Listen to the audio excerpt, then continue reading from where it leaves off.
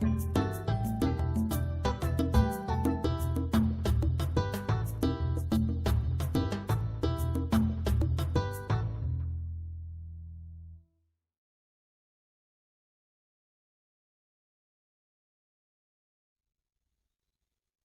today is what Bhante Vimramsi would call the second day blues.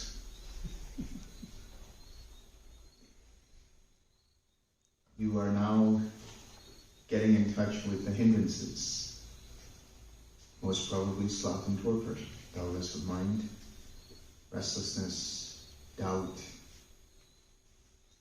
maybe some craving, maybe some aversion. So today we're going to be discussing how do you deal with these teachers, with these friends of ours.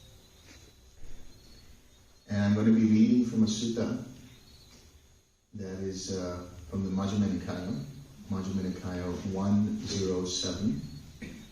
It's called Ganakamoggalana Sutta, to Ganakamoggalana. And this sutta actually is it's a summary of the entire path from beginning to end. So it will give you a good idea of what it is you're going to be doing for these days in the retreat. So Ganakamoggalana is different from Mahamoggalana that we know of, who is one of the chief disciples of the Buddha, the other being Sariputta. Ganakamoggalana means Moggalana, the accountant. Ganaka, to count. So I will begin. Thus have I heard, on one occasion, the Blessed One was living at Savatthi in the eastern park, in the palace of Nigara's mother. Then the Brahmin Ganakamoggalana went to the Blessed One and exchanged greetings with him. When this courteous and amiable talk was finished, he sat down at one side and said to the Blessed One, Master Gautama, in this palace of Nigara's mother, there can be seen gradual training, gradual practice, and gradual progress. That is down to the last step of the staircase. Among these Brahmins too, there can be seen gradual training, gradual practice, and gradual progress. That is in study. Among archers too, there can be seen gradual training, gradual practice, and gradual progress. That is in archery. And also among accountants like us, who earn our living by accountancy, there can be seen gradual training, gradual practice, and gradual progress. That is in computation. For when we get an apprentice, first we make him count 1 1, 2 2s, 3 3s, 4 4s, 5 5s, 6 6s, 7 7s, 8 8s, 9 9s, 10 10s, and we make him count 100 too. Now, is it also possible, Master Gautama, to describe gradual training, gradual practice, and gradual progress in this Dhamma and discipline? It is possible, Brahman, to describe gradual training, gradual practice, and gradual progress in this Dhamma and discipline. Just as, Brahman, when a clever horse trainer obtains a fine thoroughbred colt, he first makes him get used to wearing the bit, and afterwards trains him further. So when the Tathagata obtains a person to be tamed, he first disciplines him thus: Come, bhikkhu, be virtuous, restrained with the restraint of the patimokkha. Be perfect in conduct and resort, and seeing fear in the slightest fault, train by undertaking the training precepts. So here the Buddha is describing what he would do first if somebody were to be introduced to the Dhamma, and were to then take higher ordination as a bhikkhu or a bhikkhuni. And so there he would tell them to follow the Patimokkha. In the case of bhikkhus, they have 227 precepts. In the case of bhikkhunis, they have 311 precepts. Here you guys are following 5 or 8 precepts. Pretty simple. Pretty easy to follow for 10 days. So the precepts, sila, that's the foundation of the practice. Get your conduct in order and everything else will fall into place. Dependent upon sila, you have a mind that is right for samadhi. And then dependent upon that, your mind can experience panya. That is to say, when you have right conduct, when you follow the precepts, your mind becomes calm and collected naturally. And because your mind becomes calm and collected naturally, it then experiences insights into the nature of reality, into the nature of existence, into the nature of what is self and what is not self, and so on and so forth. So let's say we talk about the 5 basic precepts. There is another reason why we should follow the precepts, and that is to understand how to deal with hindrances. Later on in this talk, I will explain the interconnection between keeping the precepts and the 5 hindrances that you will deal with and you have been dealing with in your meditation. Just to review, what are the 5 precepts? The first precept is to abstain from killing and harming living beings. The second precept is to abstain from taking what is not given. The third precept is to abstain from sexual and sensual misconduct. The fourth precept is to abstain from false speech, gossip, slander, and so on. And the fifth precept is to abstain from indulging in intoxicants that dull the mind. And so he says, when Brahman, the bhikkhu, is virtuous and seeing fear in the slightest fault, trains by undertaking the training precepts, then the Tathagata disciplines him further. Come, bhikkhu, guard the doors of your sense faculties. On seeing a form with the eye, do not grasp at its signs and features, since if you were to leave the eye faculty unguarded, evil, unwholesome states of covetousness and grief might invade you. Practice the way of its restraint.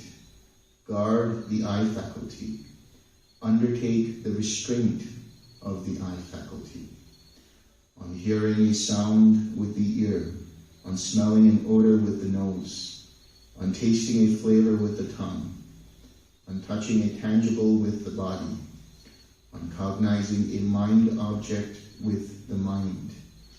Do not grasp at their signs and features, since if you were to leave these sense faculties unguarded, evil, unwholesome states might invade you.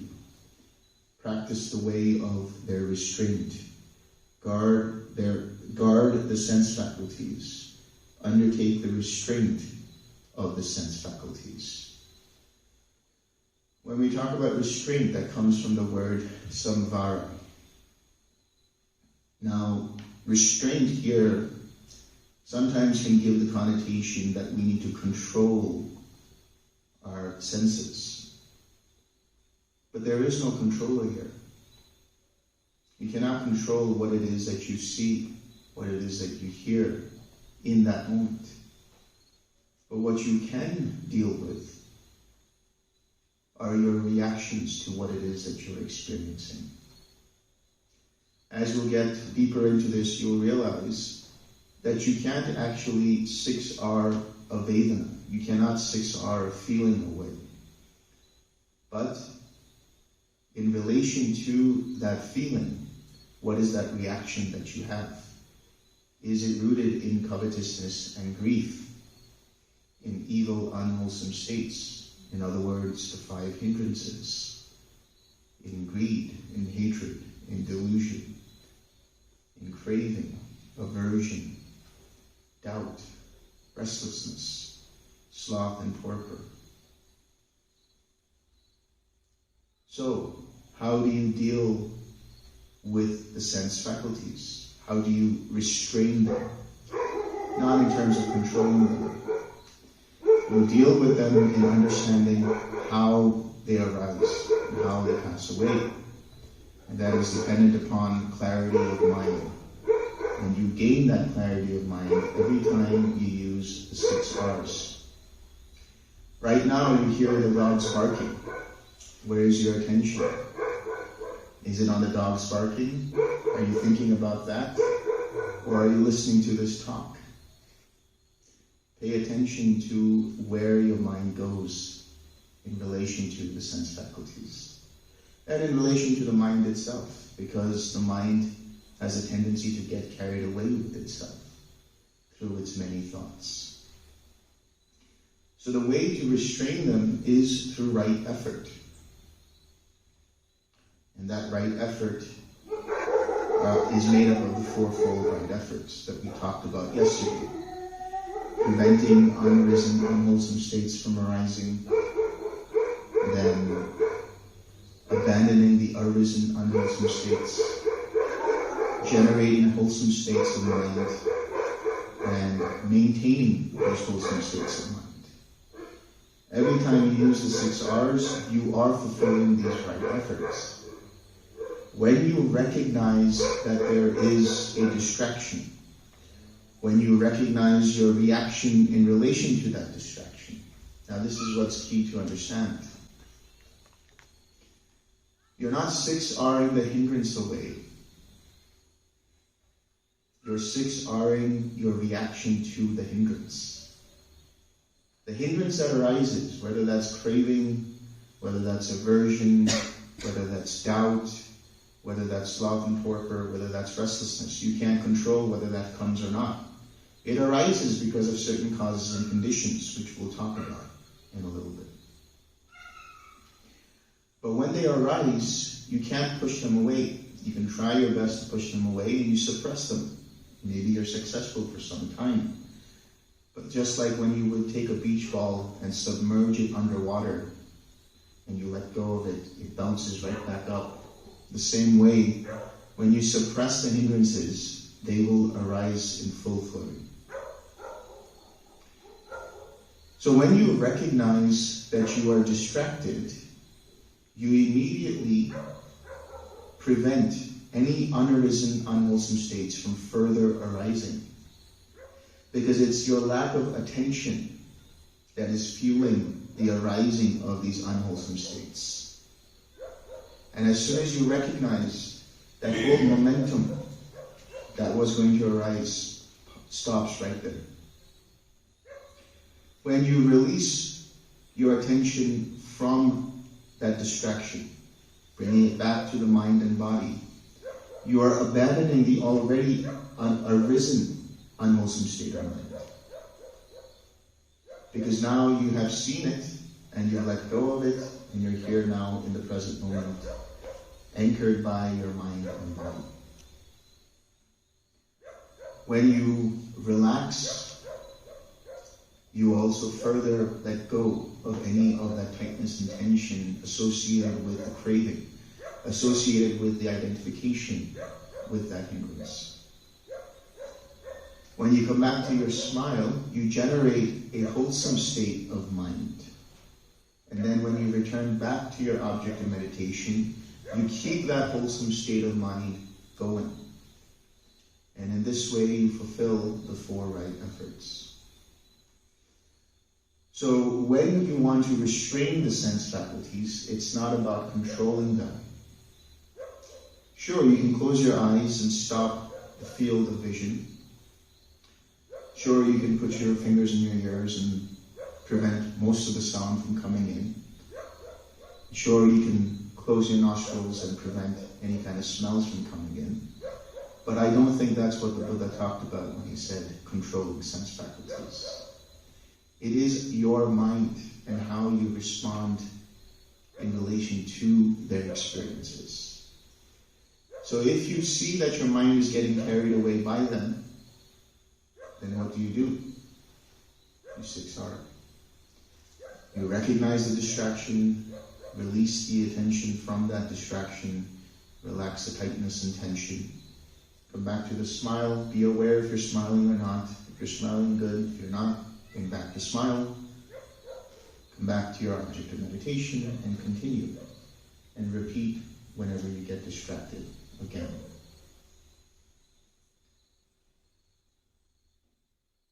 When Brahmin, the bhikkhu, guards the doors of his senses or sense faculties, then the Tathagata disciplines him further. Come, bhikkhu, be moderate in eating.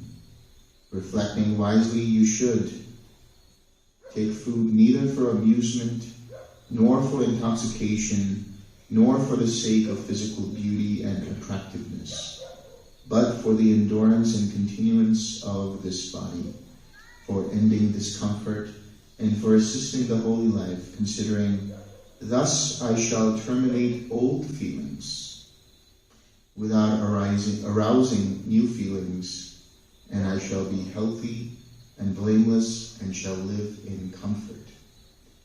Moderation in eating.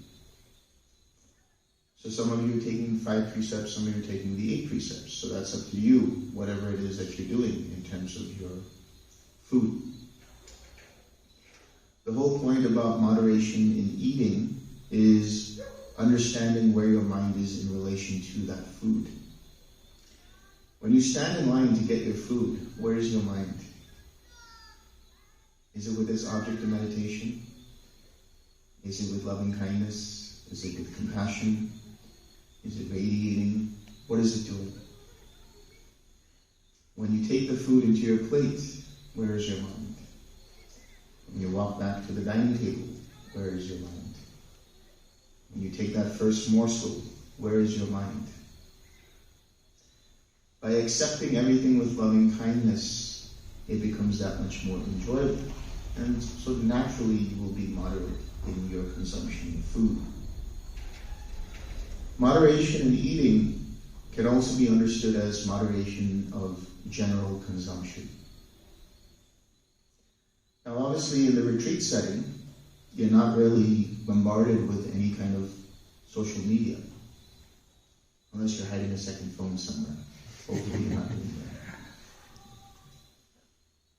But you're not being bombarded with social media and all of these, streaming things like Netflix and Hotstar and Amazon Prime, and all of these things. That kind of consumption is also important, right? There is food for the body. There's food for the eyes and the ears and the nose and the mind. So pay attention to what it is that you're consuming.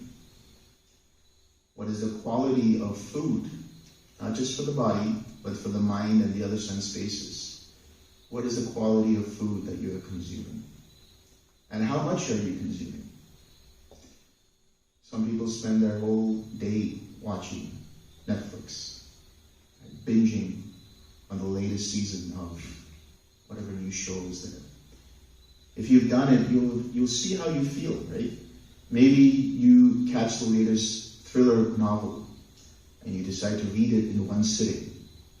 Or you watch the latest whatever it is on TV, right? And you watch it all in one sitting. How does your mind feel after doing that? Pretty dull. Tired. Sometimes you could even feel irritation.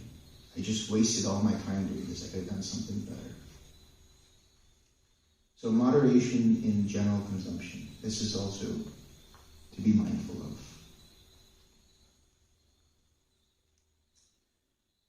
When Brahman, the bhikkhu, is moderate in eating, then the Tathagata disciplines him further.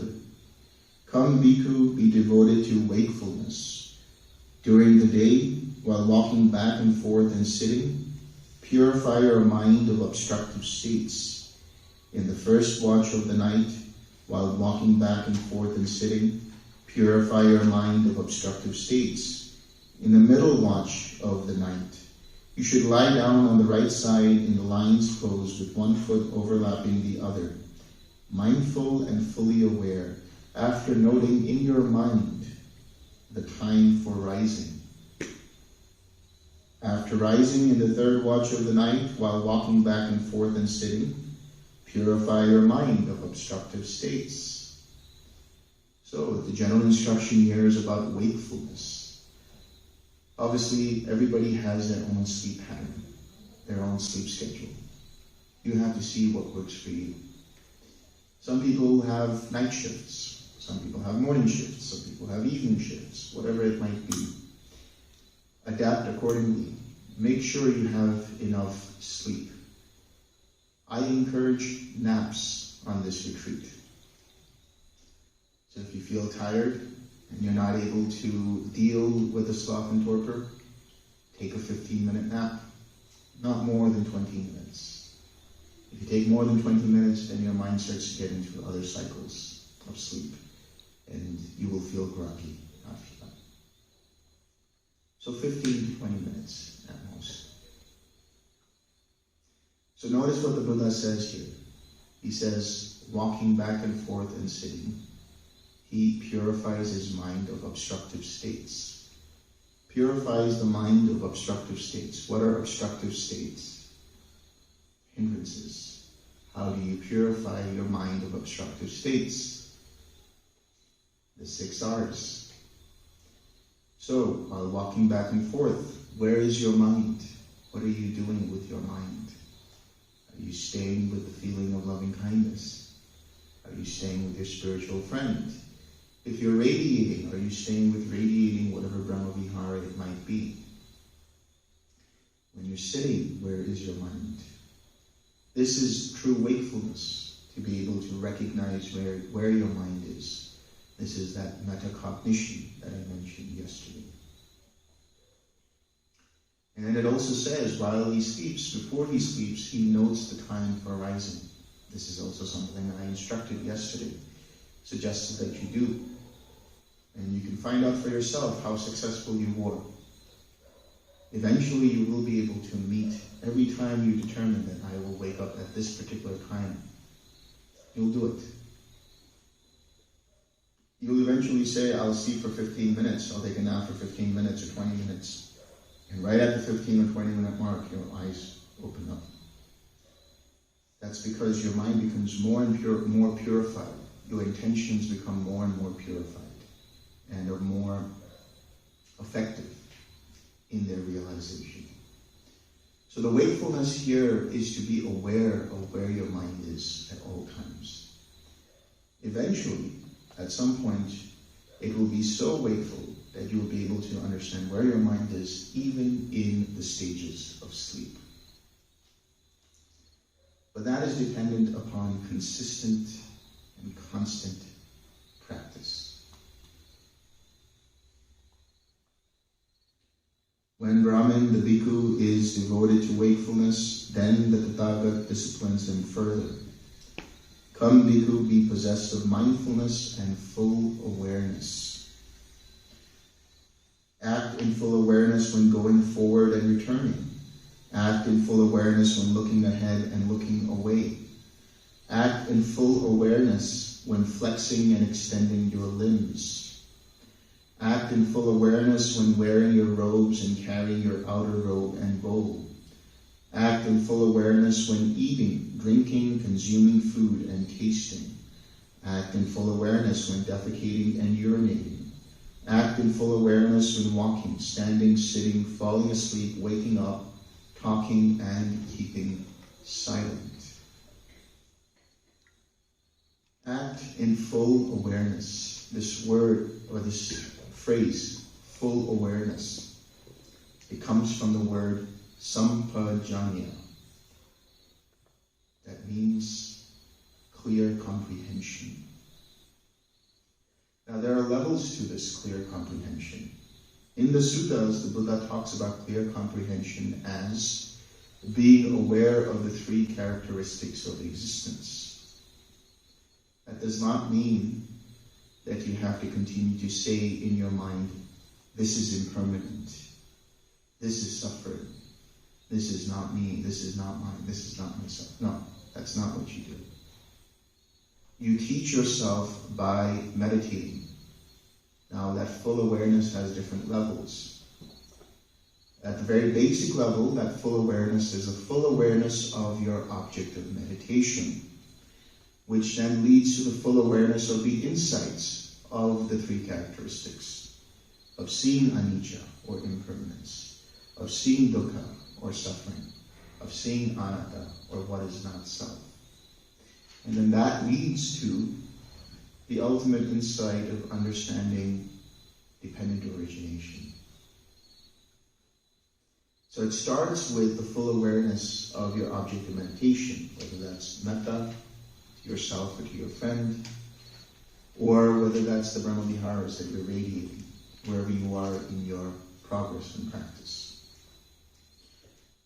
The reason why that leads to the understanding of the three characteristics and then the understanding of dependent origination is because every time you recognize that you are no longer on your object of meditation, you realize the impermanence of that object. You realize that there is suffering in not being with that object. You realize that you have no control over that, and therefore you understand the not-self nature. And later, bit by bit, you understand that everything has a cause and condition, and everything that is conditionally arisen, dependently arisen, is impermanent, and therefore liable to cause suffering, and therefore not to be seen as me, mine, or myself. This will happen as you progress in your practice. But it's not through a process of analysis and reflection. It is a process through direct knowledge and experience for oneself. So, I'm emphasizing again, that starts with the full awareness of your object of meditation. And that is dependent upon how well-tuned your attention is. Whether you have yoniso manasikara or you have ayoniso manasikara. Proper attention or improper attention. Or using the language of that book, Mind Without Craving, attention rooted in reality. Meaning aware of what is present right now. And that is dependent upon you being able to use the 6 R's whenever you recognize that you are distracted. And that is also dependent upon you making sure that you do not become attached to your object of meditation. Full awareness. Not just the awareness of the object of meditation, but having that orbital awareness. Right? What did you call that? Flexible attention. Flexible attention. You want to just elaborate on what that is? Yes, there's kind of a spectrum. There's kind of a spectrum of attention. So you can think about at the most focused end, we'll start here, and then it moves towards the most open kind of attention or awareness. So at the most focused end, you're basically single-pointed on one thing, like the point at the tip of the finger that we talked about yesterday. And in that mode of attention, you're completely absorbed in that object, right? You're blocking everything out, and you're basically, well, the scientific term is you're upweighting those prediction errors. So you're basically blocking everything else out, and you're saying, I only want that sensory data from whatever it is, a visual object, or, it could be a mantra, or it could be the breath, depending on what the object of meditation is. And then the next step of awareness is flexible awareness, where you're noticing, so your attention is moving to whatever is capturing it, but it's it's open to do that. So, in other words, imagine you're looking out the window and in the first example, you were just staring at a sign on the street. Whereas now you're allowing your attention to move. So if there's a car going along the road, your attention will move to that. And then another car moves in another direction, your attention moves to that. And you're just kind of letting it go where it naturally moves on its own. The next, now moving kind of further along the spectrum, there's now open awareness where you're taking in the entire scene out the window at once. So you're looking out the window and you see all the cars moving and you see all the signs, you see all the buildings, and that's open awareness. And then at the furthest end of the spectrum is awareness of awareness. So now you're basically aware that you're looking out the window. And you're aware of your own consciousness. So that's kind of, you'll notice that there's these different modes of paying attention. And the value in having a flexible attention is that you're allowing the process of dependent origination to unfold on its own. And so in the most focused type of attention, you're controlling your mind. You're trying to block everything out, and that prevents you from seeing things as they happen on their own. It's preventing you from seeing how the mind works on its own without interference. And so when you allow yourself to have a flexible attention, and you're just aware of how mind's attention is moving, which is the definition of mindfulness, then you're gaining insight into why certain things capture your attention, or rather how that process unfolds. And that is the process of dependent origination that we'll go into more as the retreat unfolds. But you're just allowing yourself to see for yourself, all right, my mind is here, with the food in my mouth, but now in the next moment, it's shifting to listening to the sound of the birds, and you're just watching how that happens, and there's nobody in control of it. It's just happening on its own. Yeah. So as you exercise your ability to pay attention, you'll start to be able to have this full awareness. You'll be able to have a more open awareness. So you'll be able to actually listen to what I'm saying, and even be able to pay attention to what's going on with the dogs barking. But you won't be distracted. In other words, when you are meditating, there is a tendency in the beginning for people to try very hard and push and become super focused on their object of meditation, to the point that when the pin drops, they get distracted and they get ousted from that meditation. They get shaken from it. And so that means that you're becoming super concentrated. But if you have that metacognition, where you just observe how mind is meditating, observe the mind meditating, then whatever happens just passes right through you. Whether it's the dogs barking, whether it's the birds chirping, whether it's somebody opening the door, whether it's somebody closing the door, whether it's somebody sneezing, coughing, somebody is yawning very loudly, whatever it is, it just passes through the mind. It's just taken in as being arising based on causes and conditions. But your mind remains aware, staying with the object, orbiting around the object of meditation. And everything else in between is also seen. But that's no big deal. That's why I said, when you are meditating, you will have background thoughts, right? Thoughts in the background. That's okay. As long as you're staying with your object of meditation, that's fine. They will disappear on their own because they have lack of fuel, and that fuel is your attention. Your attention is key here. How do you pay attention? What do you pay attention to? And what is the degree of that attention? For an effective meditation, your attention should be flexible. Your attention should be able to move from one thing to the other, very flexible. And that flexibility is exercised and stretched through the process of using right effort, through the 6 R's. When Brahman, the bhikkhu, possesses mindfulness and full awareness, then the Tathagata disciplines him further. Come, bhikkhu, resort to a secluded resting place, the forest, the root of a tree, a mountain, a ravine, a hillside cave, a charnel ground, a jungle thicket, an open space, a heap of straw, Deerpark Institute. He resorts to a secluded resting place. On returning from his alms round, after his meal, he sits down, folding his legs crosswise, setting his body erect,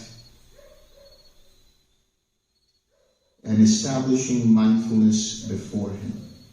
What does that mean? Establishing mindfulness before him. Sometimes this has been interpreted as paying attention to what's in front of you. But really, it's just observing where your mind is in that moment. Understanding what the quality of your mind is. Is the mind constricted and tight? Is the mind loose and open? Where is your attention in that moment? If your attention is constricted, relax your attention. If your attention is too loose, start to bring a little bit more focus. And then pay attention to where your intentions reside. For the more advanced practitioners, I will say that you can just sit down and observe where the intention is. Does it want to radiate loving kindness? Does it want to radiate compassion? Does it want to radiate equanimity? Or does it want to radiate joy? Or does it just want to stay in quiet mind? Observe the intention and allow the mind then to follow that intention. And just observe how the mind does it. So, establishing mindfulness before you. Just sit down and have that attitude, right, of let's see how this meditation goes. No expectations. Expectations are another word for craving. What are expectations, you said? Expectations are dukkha under construction.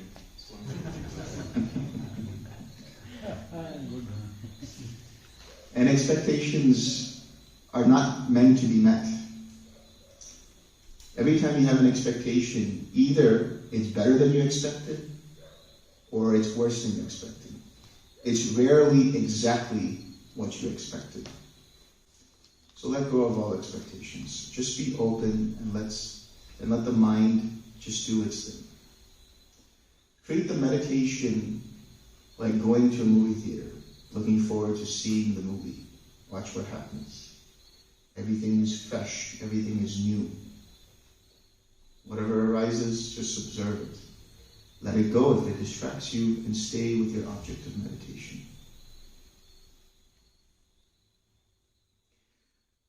Abandoning covetousness for the world, he abides with a mind free from covetousness. He purifies his mind from covetousness. Abandoning ill will and hatred, he abides with a mind free from ill will, compassionate for the welfare of all living beings. He purifies his mind from ill will and hatred. Abandoning sloth and torpor, he abides free from sloth and torpor, percipient of light, mindful and fully aware. He purifies his mind from sloth and torpor. Abandoning restlessness and remorse, he abides unagitated with a mind inwardly peaceful. He purifies his mind from restlessness and remorse. Abandoning doubt, he abides having gone beyond doubt, unperplexed about wholesome states. He purifies his mind from doubt. He is talking about the 5 hindrances here. Now, we're going to go a little more into detail about these hindrances and some of the antidotes that you can use for the hindrances. First of all, let's understand some of the causes and conditions for these hindrances. What I posit is that one of the things, or the way these hindrances arise, is because at some point you broke a precept. Now, that can't be all the time, And just because that has happened and a hindrance has arisen doesn't mean that you have to feel guilty that you broke a precept in the past. It's just being aware, okay, that was your intention before, now you can purify your intention. So the way to understand it is, when you indulge in breaking the first precept of harming and killing living beings, what kind of intention do you have there? There is an intention of ill will. There is an intention of aversion. And so, thereby, it strengthens the hindrance of ill will and aversion. When you break the precept of taking what is not given, now that doesn't just mean stealing possessions. The way I would explain taking what is not given is taking another person's time more than that they have allotted for you. Taking credit where credit is not due. Expecting credit where credit is not due. Taking attention away from someone when attention is due to them. These are different ways of taking what is not given. And what kind of mind or mindset indulges in that? A mind that is restless. And so the more you indulge in that, the more you strengthen the hindrance of restlessness. Breaking the third precept of sexual or sensual misconduct. Now, sexual misconduct here for the lay community is different than from the monastics. Obviously, monastics are celibate in the Theravada tradition and so on. But for the lay community, it's about being respectful to your life partner or partners, whoever they might be, whatever kind of relationship you have. Whether it's a couple or a throuple or whatever it might be, being committed to them and not cheating on them. That's the understanding of not breaking the precept of sexual misconduct. Sensual misconduct, becoming so enamored by sensual experience that it causes you to break other precepts in the pursuit of that sensual desire. The intention behind that is sensual craving. So the more you indulge in that, the more you strengthen the hindrance of sensual craving. When you break the fourth precept of lying, gossiping, slandering, you cause doubt in yourself and in others. You think to yourself, if I can lie to others, others can lie to me. And you start doubting others. You start doubting yourself, and that translates into you doubting the practice, doubting your capabilities and capacities for the practice. Am I doing this right? I don't know if I heard that correctly. Am I staying with my object of meditation? Where am I in my meditation? All of these things are manifestations of doubt. But here also the hindrance of doubt in particular. There is the fetter of doubt, which is the doubt of, or doubt in the Buddha, Dhamma, and Sangha. But the fetter of doubt is being perplexed about what is wholesome and unwholesome.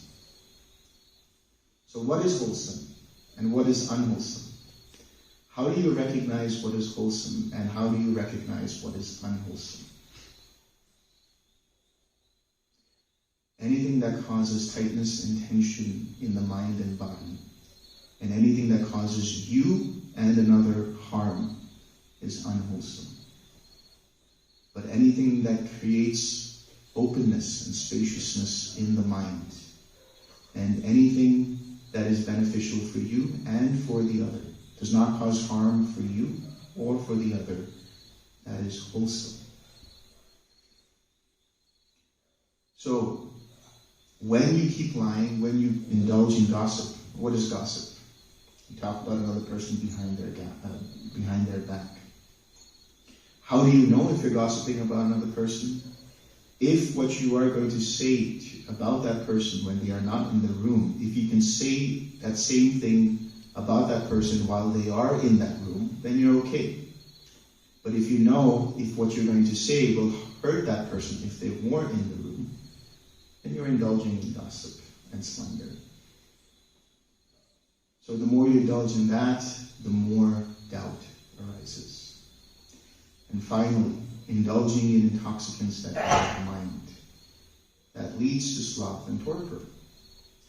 Indulgence or overindulgence in anything, going back to consumption of media, consumption of anything, overconsumption of that, overindulgence in that causes a mind that's dull and tired. The more you do that, the more sloth and torpor arises. And obviously, like I said, there are other causes and conditions. For example, if you have too much coffee in the morning, you'll feel anxious and you'll have restlessness. If you haven't had enough sleep, you'll have dullness of mind and you'll feel tired, and so on. But what I am saying here is that there is a karmic understanding behind why the hindrances arise, or how the hindrances arise. And they can be karmically understood as, at some point in your life or in your past lives, you broke a precept. Now, how do you deal with the hindrances? You deal with them using the 6 R's, right? The 6 R's. But the Buddha also talked about the 7 enlightenment factors, 7 awakening factors. These are mindfulness, investigation of states, energy, joy, tranquility, collectedness, and equanimity. These are the antidotes for the different hindrances. For example, when we talk about sensual craving, what could be an antidote for sensual craving? The joy you feel mentally. Because the more you feel joyful, that's the whole thing about jhanas, that's the whole thing about supramundane states. You replace one type of joy for a higher kind of pleasure. So you replace sensual pleasure with mental pleasure, which is conceived through the practice of jhanas. So the joy that you feel, the piti, that is the factor of the first and second jhana, that can be utilized as an antidote for sensual craving. But also equanimity, because the mind can become agitated, for example. What about aversion? Loving kindness is the best antidote for aversion. But you can also use equanimity again. What about sloth and torpor? Sloth and torpor is because your attention becomes too loose. It's not focused enough. Because you don't have enough energy in the mind and body. So you utilize the enlightenment factor of energy. And that is predicated upon using the 6 R's, right effort, which balances that energy.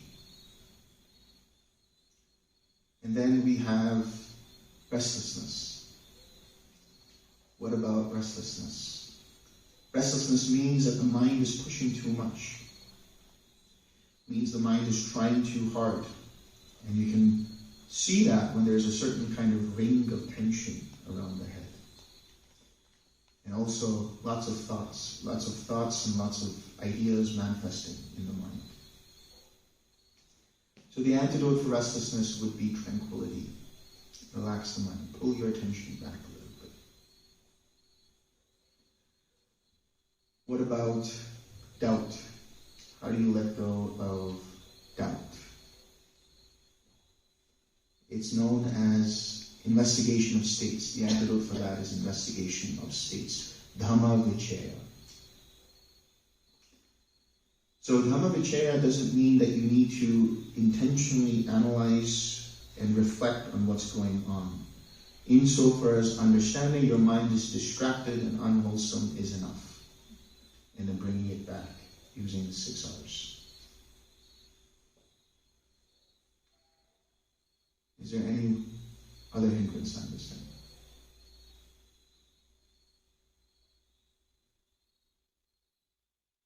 I think I covered it all, right? Good. So, you could use these different kinds of enlightenment factors individually when certain kinds of hindrances arise. And in the case of sloth and torpor, it says one becomes percipient of light. Percipient of light. Now, when the mind becomes too concentrated, there is a tendency for there to be light that arises in the mind. We don't necessarily want that. We don't want the mind to become too concentrated, because then it can go into the field of restlessness. But here, the percipient of light can mean a couple of things. Number one, actual light, percipient of daylight, meditating in the daylight, meditating where there is a lot of light that prevents your mind from starting to fall asleep. But number two, we have to think about what this word light means. It comes from the word obhasa in the Pali. And the Buddha talked about 4 kinds of obhasas, 4 kinds of light. There is the light of fire. Greater than that is the light of the moon. Greater than that is the light of the sun. And greater than that is the light of insight. So the light that we're talking about here is, you can use these different kinds of light, but the light of insight, which is dependent upon Dhamma Vichaya, investigating into what states are present and not present in the mind. But to simplify all of this and make it easy for you, I will say that the 6 R's already balance and activate the enlightenment factors automatically. How is that? When you recognize that you are distracted, what happens? You remember that you are now no longer on your object of meditation, which means you have sati. You have regained your mindfulness, your metacognition. Knowing that your mind is distracted means that you have investigation of states. In the same way that feeling and perception are intertwined, feeling being the experience, perception noting what that experience is, the mindfulness is knowing what is going on in the mind, and then the investigation of states is knowing the quality of that mind or mindset. When you release the attention from that distraction, you are utilizing right effort, which means you have proper energy, the enlightenment factor of energy. When you relax the tightness and tension in the mind, you bring up the tranquility factor. When you come back to the smile, you bring up the joy factor. And then when you return back to your object of meditation, you bring up the collectedness factor. And because you are 6R and without becoming tense up, without judging the hindrance, or judging your own mind for being hindered and distracted, you are exercising equanimity. Equanimity, upekkha. It is also understood as yata buddha jnana dasana, which means the knowledge and vision of things as they really are. Seeing things as they really are without getting affected one way or the other. Just seeing them plainly. This is upekkha. This is equanimity. So when you 6R in this way, you are already cultivating that equanimity. So how do you let go of the hindrances? Utility of, or the utilization of the enlightenment factors, but that can be simplified by just using right effort, using the 6 R's in this way, and then coming back to your object of meditation. So in the next passage, the Buddha talks about the jhanas, but I will skip that for now, because tomorrow we will go in depth about the jhanas. So the Buddha says, "This is my instruction, Brahman, to those bhikkhus who are in the higher training, whose minds have not yet attained the goal, who abide aspiring to the supreme security from bondage.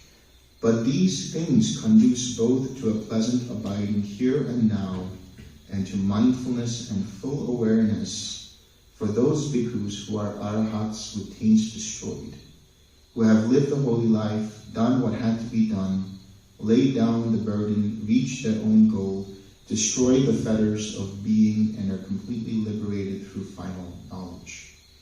So in other words, you continue doing this until full awakening. And even after full awakening, you continue doing this because it's just pleasant. And that becomes the automated process of a fully awakened mind. When this was said, the Brahmin Ganakamoggalana asked the Blessed One, when Master Gautama's disciples are thus advised and instructed by him, do they all attain Nibbana, the ultimate goal, or do some not attain it? That's a fair question. When Brahmin, they are thus advised and instructed by me, some of my disciples attain Nibbana, the ultimate goal, and some do not attain it. Master Gautama, since Nibbana exists, and the path leading to Nibbana exists, and Master Gautama is present as the guide, what is the cause and reason why, when Master Gautama's disciples are thus advised and instructed by him, some of them attain Nibbana, the ultimate goal, and some do not attain it? Another fair question. As to that, Brahmin, I will ask you a question in return. Answer it as you choose. What do you think, Brahmin? Are you familiar with the road leading to Rajagaha? Yes, Master Gautama, I am familiar with the road leading to Rajagaha. What do you think, Brahmin? Suppose a man came who wanted to go to Rajagaha, and he approached you and said, Venerable Sir, I want to go to Rajagaha.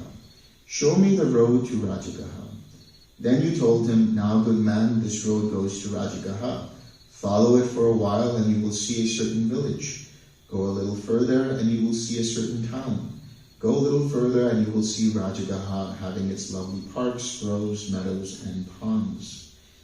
Then, having been thus advised and instructed by you, he would take a wrong road and would go to the west.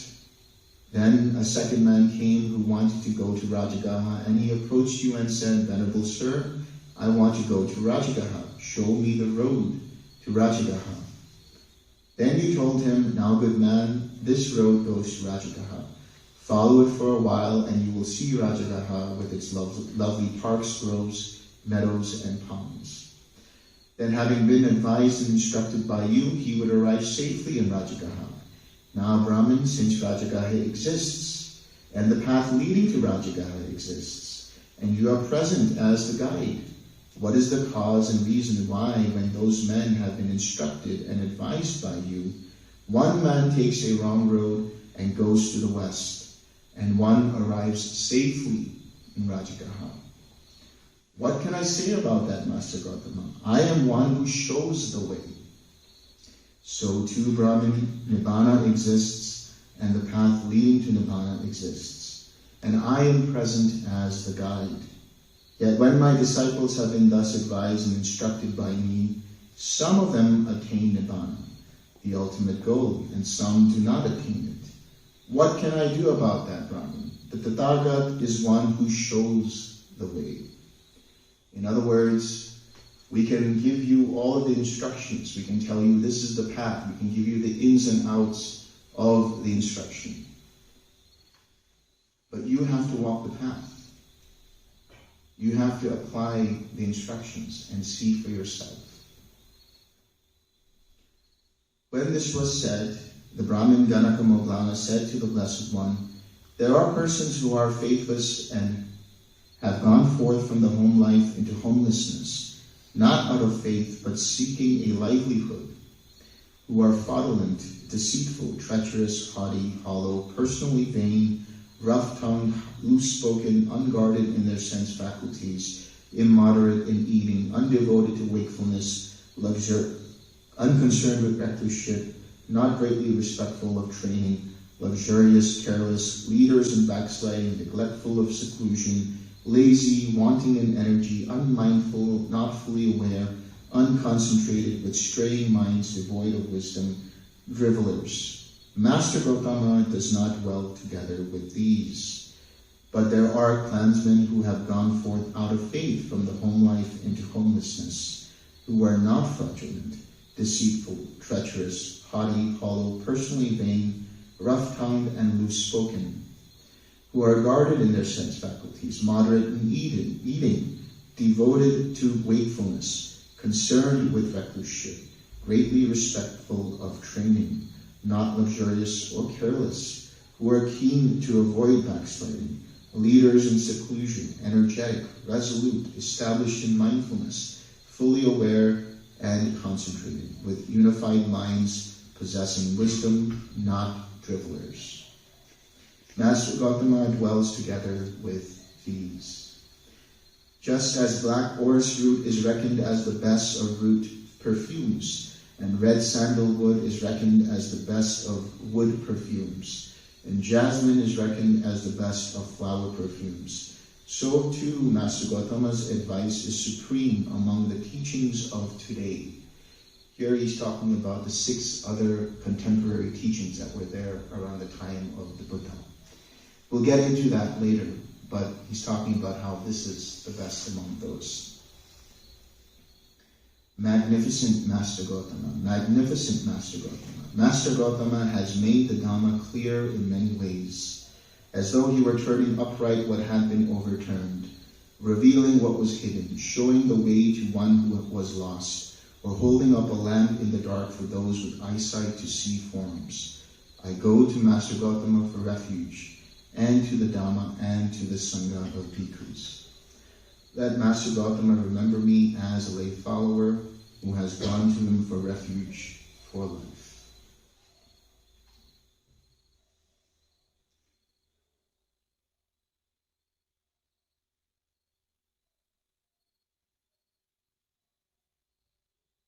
Are there any questions? Want to use the mic or?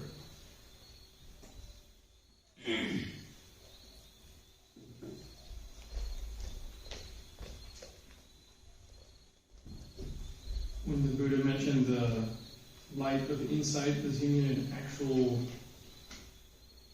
perceptible brilliance in the visual field? Not necessarily.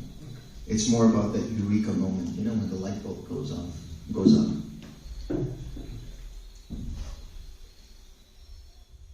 Yeah. Can you pass that, please?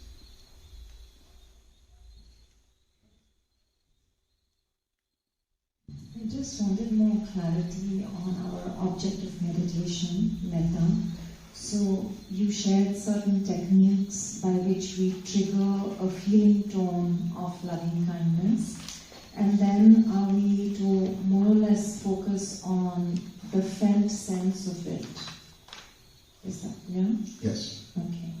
And the second question is more related to philosophy, and maybe it's a little bit of an uneducated question. I might not be saying things right.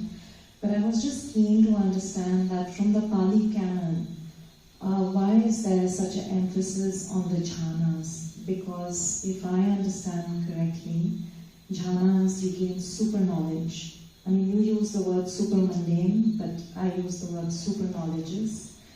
And for Nibbana, even the first concentration of form realm is enough. So I just want to understand why in Pali Canon there is emphasis on the jhanas. Thank you. All right.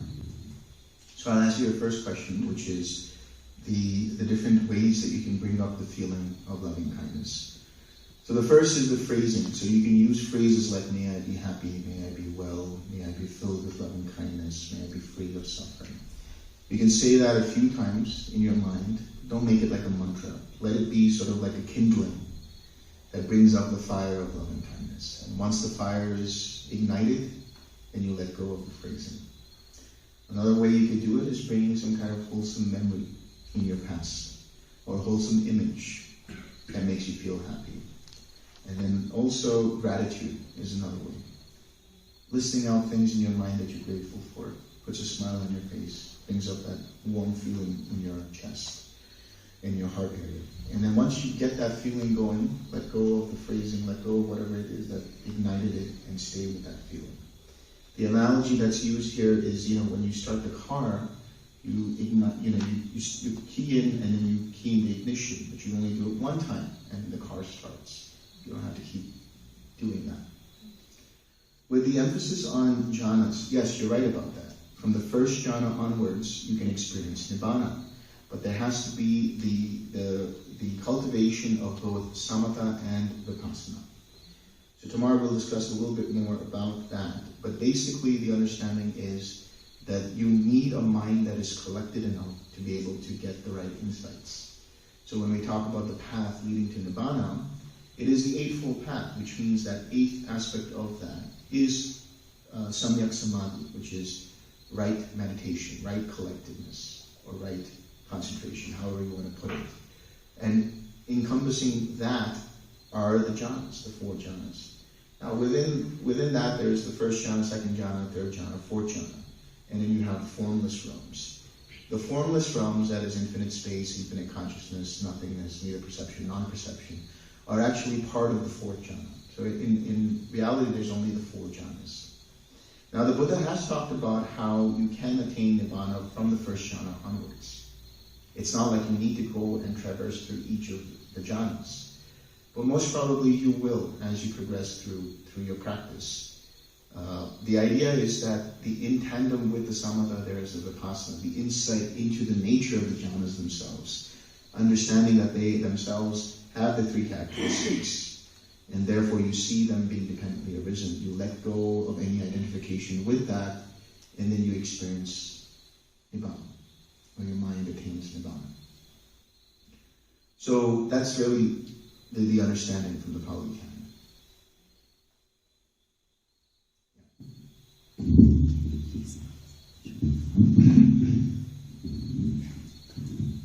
This is taking the question further, what she has really mentioned regarding the object of the observation. Now, if I say, may I be happy, that's more like a concept. Right. To me, it's an aspiration. Right. The accompanying feeling doesn't come. So similarly, if I recall some event, the prima facie, there is the situation or that image comes. So to get to that in the feeling, I really found it very difficult. Okay. Because how to feel that feeling of the loving kindness, Right. when I say that may I have happiness. Sure. You could also, like I said, you could think back to a time where you felt happy. Reliving that happiness or the memory that made you happy. And then just letting the mind hone in on the quality of that happiness. That also you could use as a kindling for the loving kindness. Have you tried that? Yeah, I think, let me try. But to me, to feel the feeling of loving kindness, when I say that, may I be happy, or to get some memory of the past, the situation may come, but accompanying feeling, to allow it to come, and be in that state in the mind, and then share with others, I think still a question mark. Yeah. Can I just add a little to that same question? Yeah.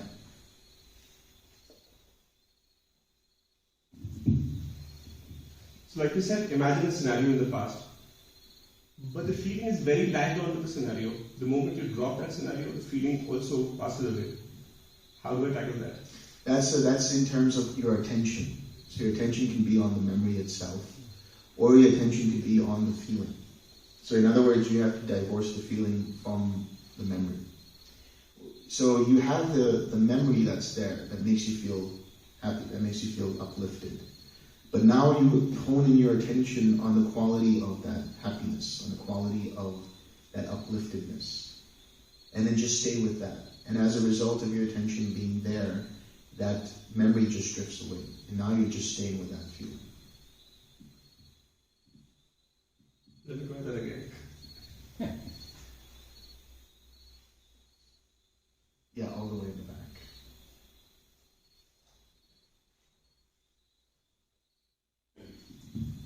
Delson, I just wanted to add something to that. But David Johnson at DSMC, he sometimes recommends that if they don't have a pleasant memory, or there's too much going on, maybe you can imagine a baby, looking at a baby or a puppy. Right. That can bring up more sharper feelings. Yeah. Go ahead. Sorry, you can answer that, and I have another question. Yeah, go ahead. So the second question I have, especially the context of this retreat happening in India, whenever I say that I'm going to a Buddhist retreat, The moment I tell them, does that mean you worship the Buddha? Mm-hmm. So even Ganakamoggalana at the end of the sutta, he says, I take refuge in the Buddha. Mm. So can you explain to a more lay audience who are not immersed in Buddhism as you teach, what does it mean to take refuge in the Buddha? Yeah, but remember, it's taking refuge in the Buddha, the Dhamma, and the Sangha. And this is my understanding and my interpretation, so take it for what it's worth. The way I understand taking refuge in the Buddha, the Dhamma, and the Sangha is that when you think about the Buddha as an individual, somebody who discovered or rediscovered the path to awakening, it is quite remarkable. It's a phenomenal thing, because the capacity of such a mindset to be able to say, here is suffering, and there must be a way out of this suffering.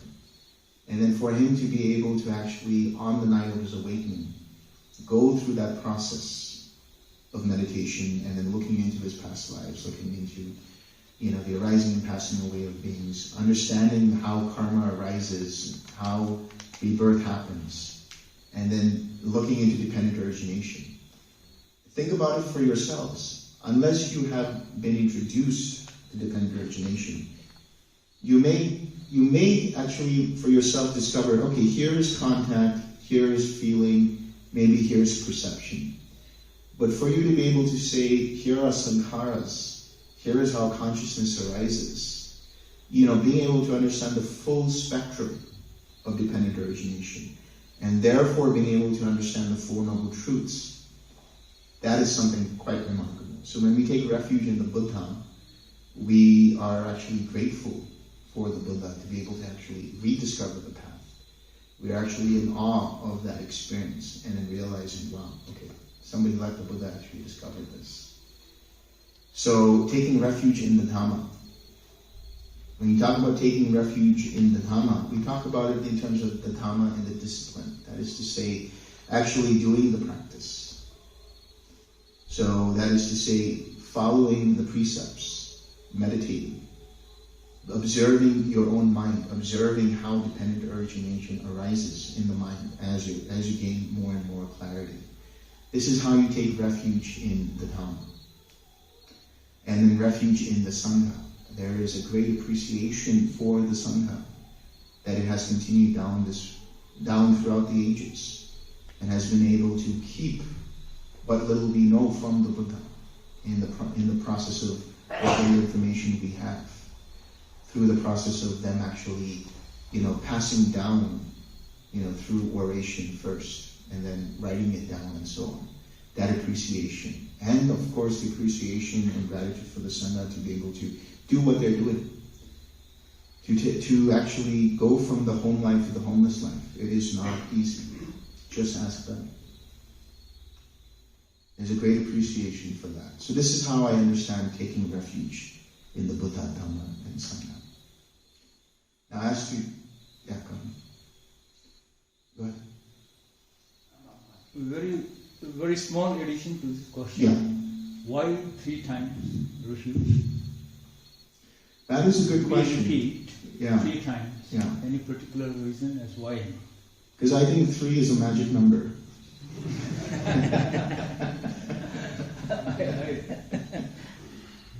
Is it so? Have you heard of that song? 3 is a magic number.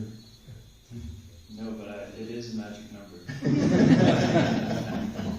The other thing I'd say is that you might notice 3 types of doubt that come up in your mind.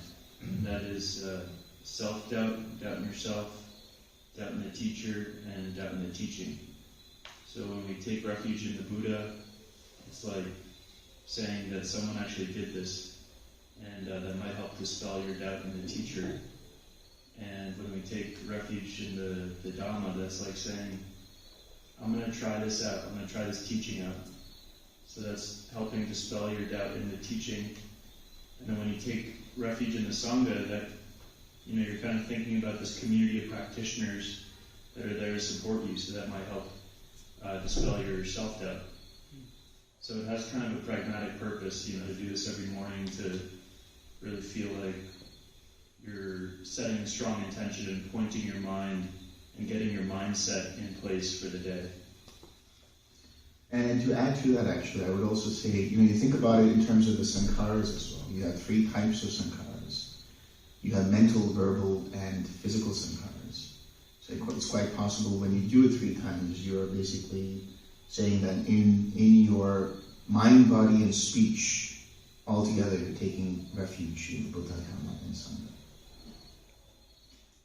Yeah. Different question.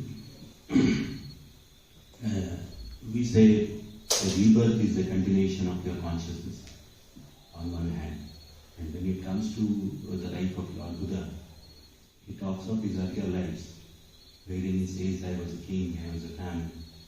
So how do you differentiate between rebirth and reincarnation? Yeah. So, first of all, just to understand, rebirth is not a continuation of the same consciousness. Consciousness arises and passes away. If you read Majjhima Nikaya 38, there the Buddha says that consciousness is dependent upon its fuel. Just as a fire is dependent upon its fuel, consciousness is dependent upon causes and conditions. So anyone who has discovered their past lives might say from that sense that I was this or I was that. But they're not saying that I was that in terms of that was the same me. Look at in your own life, when you say, like, when I was in the 5th grade, I was so and so. But you understand you're not that person anymore.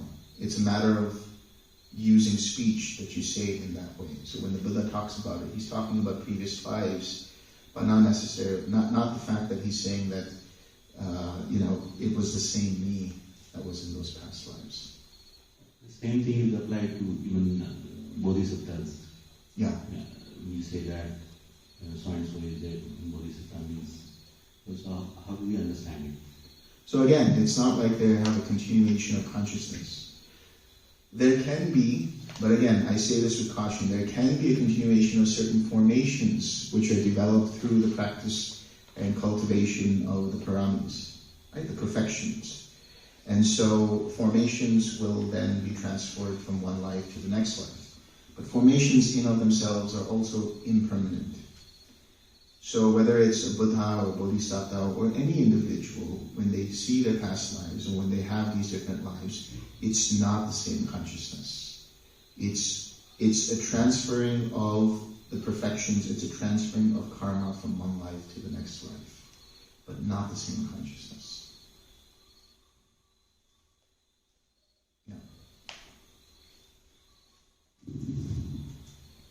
Yeah. I think I got some of my answers, but I still think that I'd like to ask that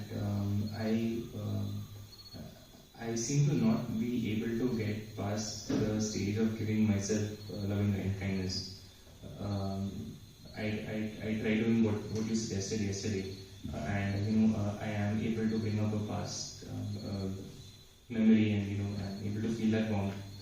But then beyond that, as soon as I start giving myself loving kindness, I just go all over the place, and it's just essentially hindrance after hindrance, and I'm not able to get to that point where I can give anyone else loving kindness. So, do you feel any kind of uplifted mind when you have that feeling come up, or you're not able to even bring up that feeling? It's not able to even... So, I think I felt better as I went throughout the day. Like, I seem to have a few moments of, me feeling lighter, and, me being able to at least give myself a little bit of that loving kindness now. But that's where it was. But I think I did feel slightly uplifted. Okay. One of the questions I tend to ask about this is, for a person to ask for themselves, do they feel like they deserve to be happy? Yeah, actually, that's a very interesting question. I actually felt the opposite. Yeah. I felt I didn't deserve. Yeah, so you need to talk to me. Whoever feels like that, you need to talk to me at a private interview, and I'm going to give you some remedial practices.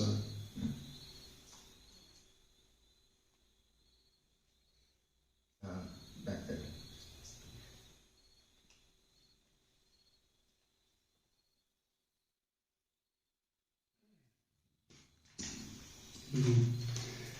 I've really been appreciating having my current understanding of the hindrances and looking at them both in practice and life.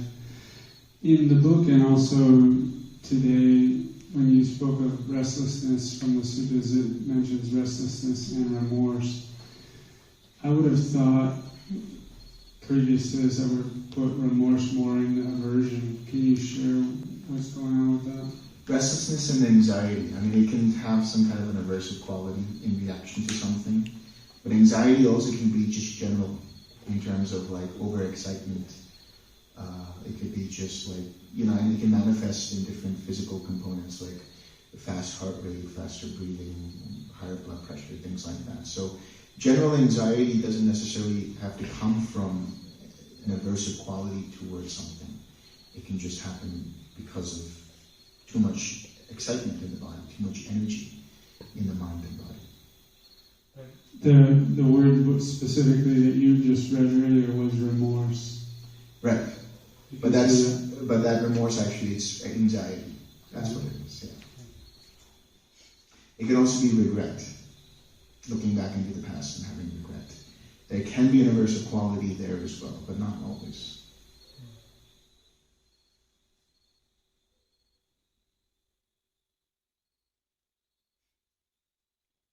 Oh, here, in front of you.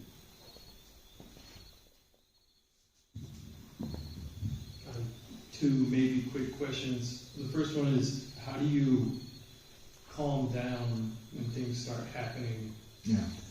And you don't mess up your focus. Yeah. And what's the second question? The second question is there any utility in trying to remember past lives, or is that just kind of like a novelty or a distraction from the path? Okay. So the first aspect of that, yeah. There's a tendency for when there's a lot of stuff going on in the mind to add more stuff to it through exercising some kind of energy. But when there's a lot of activity going on, the easiest thing you could do is just pause. Don't do anything. And as your mind starts to become clearer, because now when you take that pause, you think about it in practical terms, especially when you have things like, in the more extreme version of that, crimes of passion. When something happens there, the person doesn't think, they immediately just snap and then they act. There's no pause given. But here what we're doing is we're adding a little bit of a pause. Even if it's just mental activity, just pause in your mind. Don't react to anything. Just pause. That allows the mind to kind of take in what's going on, and then use the 6 hours. So just be like, okay, I see that there's restlessness, let me pull my attention back, and let me relax. So that pause factor, right, that is the difference between reacting in that really quick mannered way, and responding with compassion and with wisdom. So the responding happens because you take that pause, because you allow things to slow down. And that also is predicated upon not judging what's going on. Just be like, okay, it's here. Let me just slow down. Let me just calm down. Let me just pause. Our second question about past lives. It's not a novelty unless you're interested in just looking at what happened in your past lives. Actually, looking into past lives allows you to understand certain things in relation to karma. Understanding this choice led to this experience, and then when there was a reaction in this way, it led to that experience. So what you're actually seeing is the underlying mechanics of karma, which is dependent origination. So whether you see it, the threefold knowledge, right? Whether you see past lives, or whether you see the arising and passing away of beings, what you are seeing is karma, and how karma arises, dependent upon causes and conditions. So in that sense, it gives you wisdom. But if you're doing it out of curiosity, then you could do that, but there's no value in that.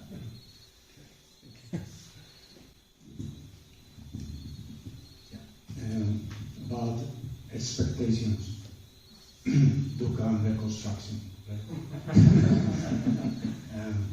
About hang on expectations and all that is like a negative side of it.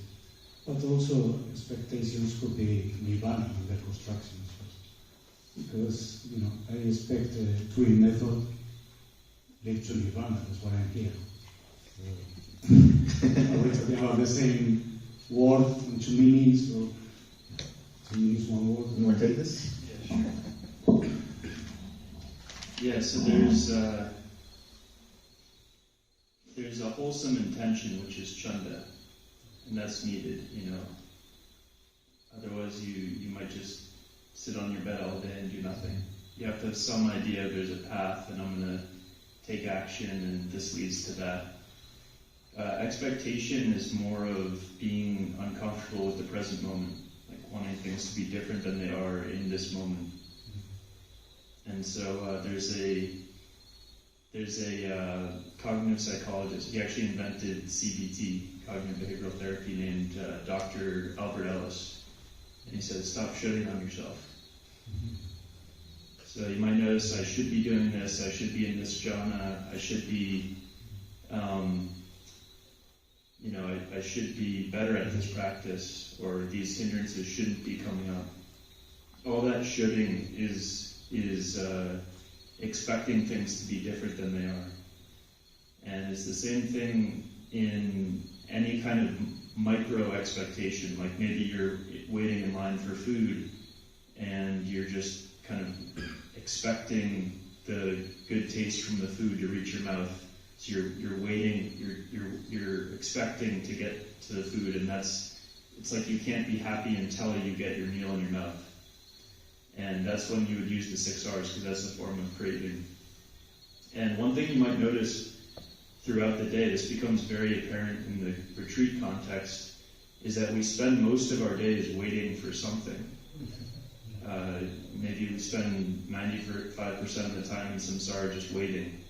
We're waiting on the phone, waiting for the app to download, waiting for the Wi-Fi to get fixed, waiting in the car to go to work, then even waiting for the fork to reach our mouth, waiting for our turn to talk when we're talking to someone, whatever it is, most of the time is waiting, and that's a form of expectation and a form of craving. So we're becoming professional waiters. That's what we're doing here.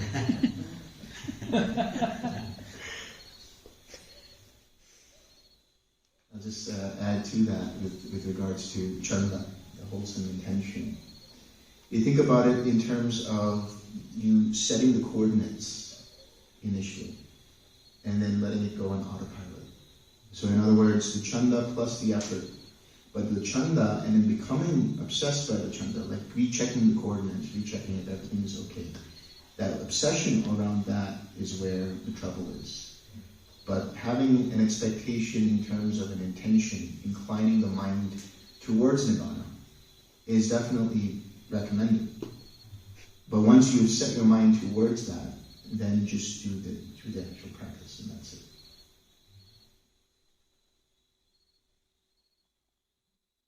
All the way back.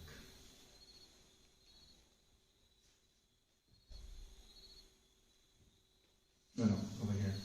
That's it.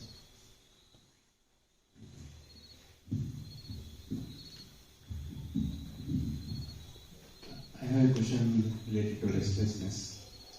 Because my hindrance, which has always been there for a long time. What I noticed is that if I have a tranquility along with my object of meditation, it's going well. But if I 6R, that is bringing up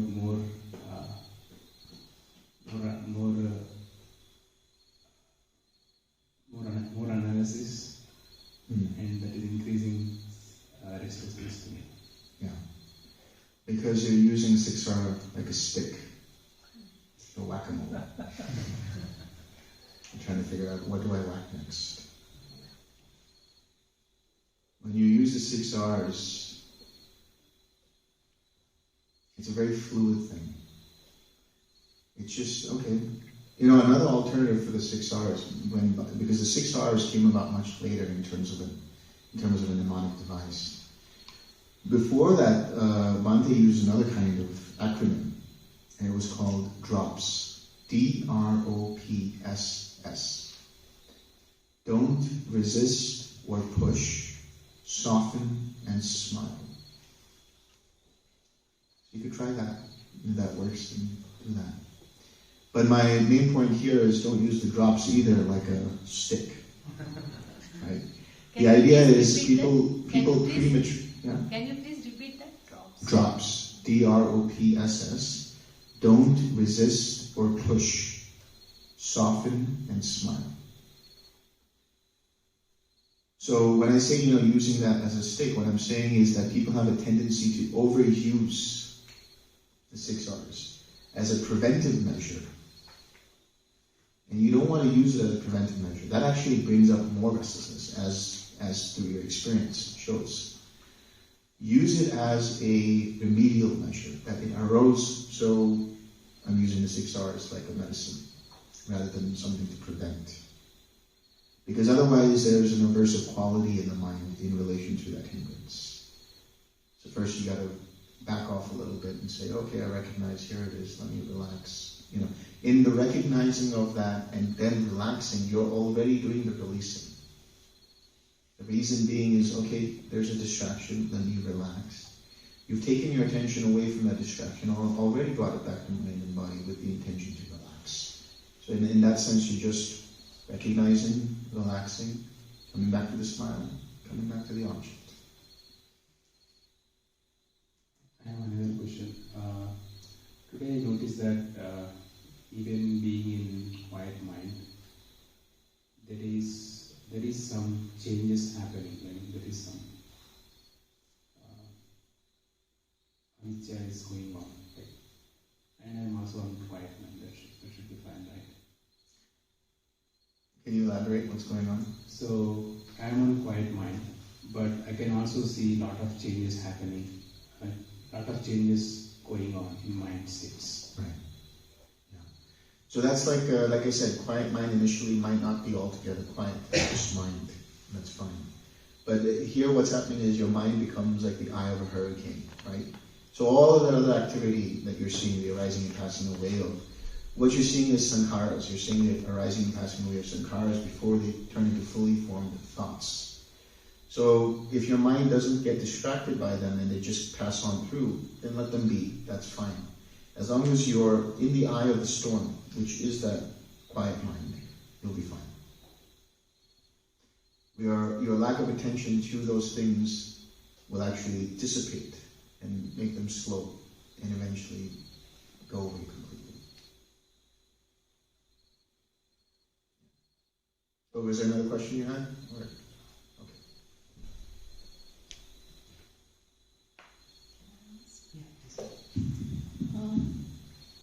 This is going back in relation to when we were speaking about, we're using some concepts to bring, to generate the feeling of metta or maitri bhavana or loving kindness, and then we let go of whatever we used as a trigger, and we just stay with the felt sense, whether physical sensations of that or the feeling tone of that. So I just want some more experiential, if you have any suggestions or tips or from your experience, how does one stay in it longer and longer apart from developing one's single-pointedness or shamatha?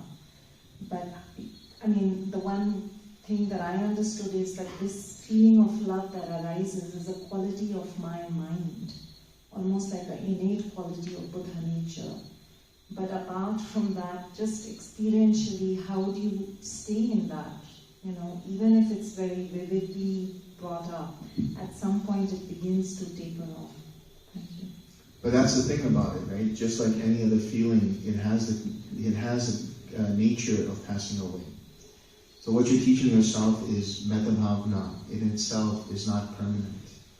It will come and go, and it is dependent upon your intention, your attention. So in other words, if you continue to just allow the mind to rest in the awareness of the metta bhavana, then it will continue. But anytime there's a gap in that awareness, which is the distraction, then you bring it back. And that shortens the gap in awareness and widens the awareness of the metta bhava.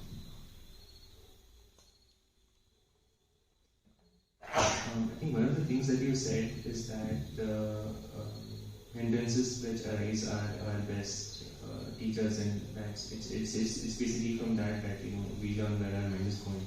So I just want to I had a question about how do we deal with the hindrances themselves? Like should we be analyzing them about like what exactly was the cause of that hindrance, or is it some, or should we just react to it with the 6R and move on? So the way I would look at it, and I might be jumping the gun here because what I'm going to be talking about is the understanding of karma and how to deal with karma in the present moment. In the suttas, the Buddha talks about old karma and new karma. And so karma can be understood in two ways. Karma in terms of action, activity that you do now in the present moment, and karma in terms of that which you inherit as the fruit of your previous actions. So the way to understand the hindrances is that they are old karma.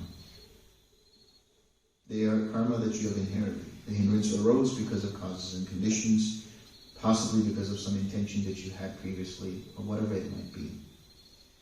Now, in the dealing of that karma in the present moment, it would not make sense to try to analyze how this karma arose, but rather, how do I let go of this karma so that it doesn't arise again?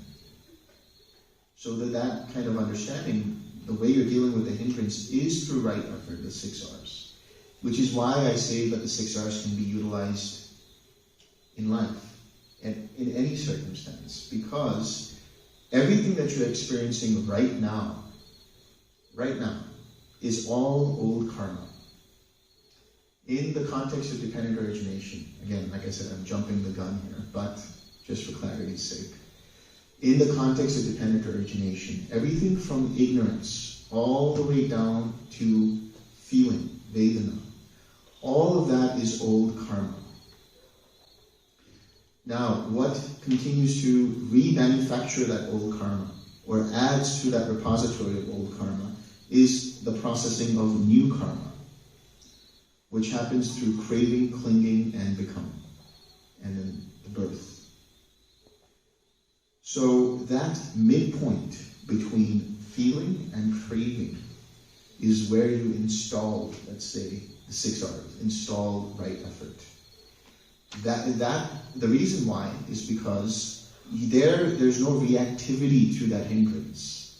If you try to analyze how this hindrance arose, if you try to push that hindrance away, do anything but just watch that hindrance, you are adding more to it.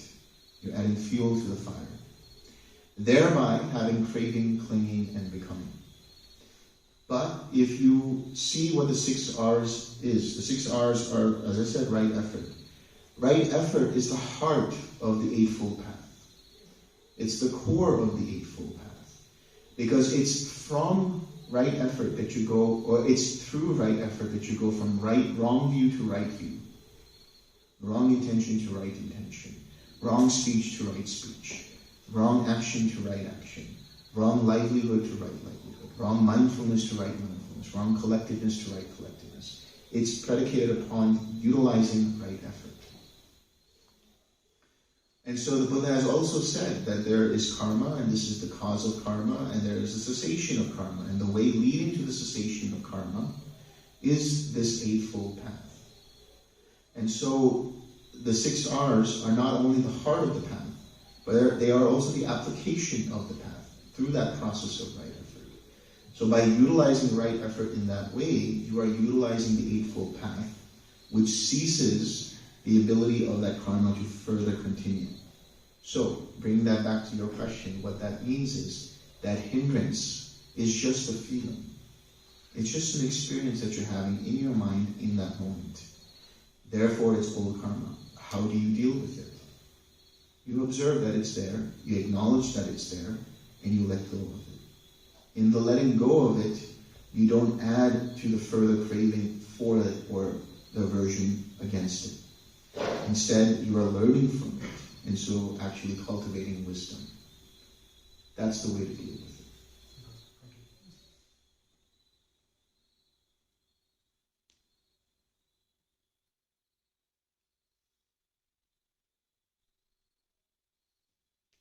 Yeah, question over there.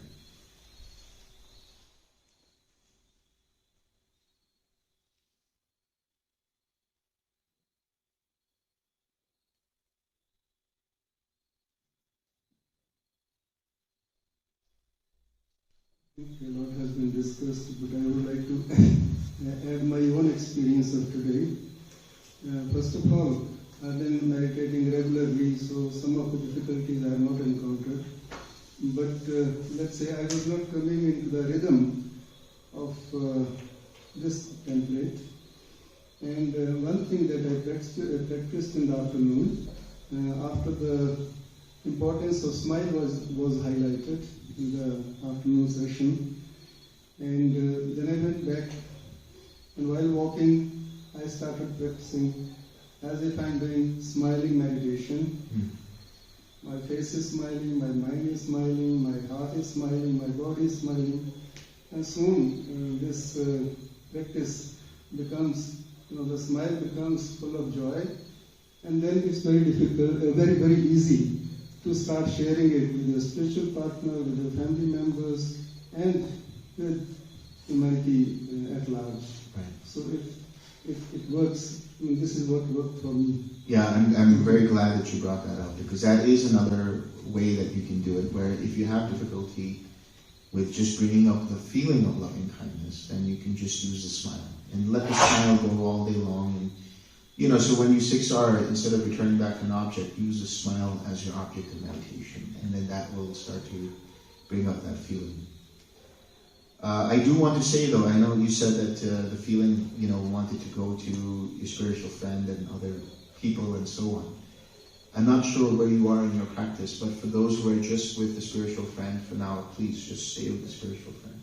Later on you will deal with family members and humanity at large and so on. But thank you for that. That's very important. You can also use the smile, just the smile, as an object of meditation, and see if that brings up that feeling.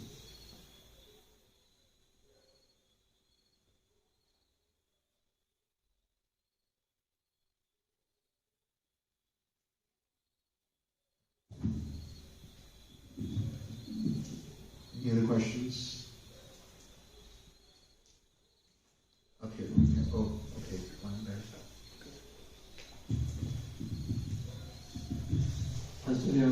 Today during practice, when I try to meditate and starting with the instructions, after some time my mind starts to interesting on its own. It says, now do this, may you be happy, may you be smiling, may you be calm. Then I have that feeling, then after some time it becomes, now you do 6R, now you do this.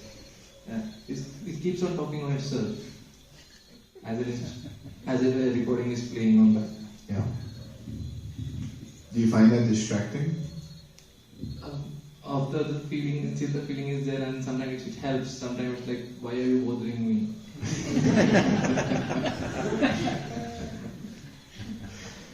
Yeah. But you're seeing that that's what the mind is doing, right? You're not doing it. The mind keeps on telling me, do this, do this. You follow it. But once you get to the object, then let it go.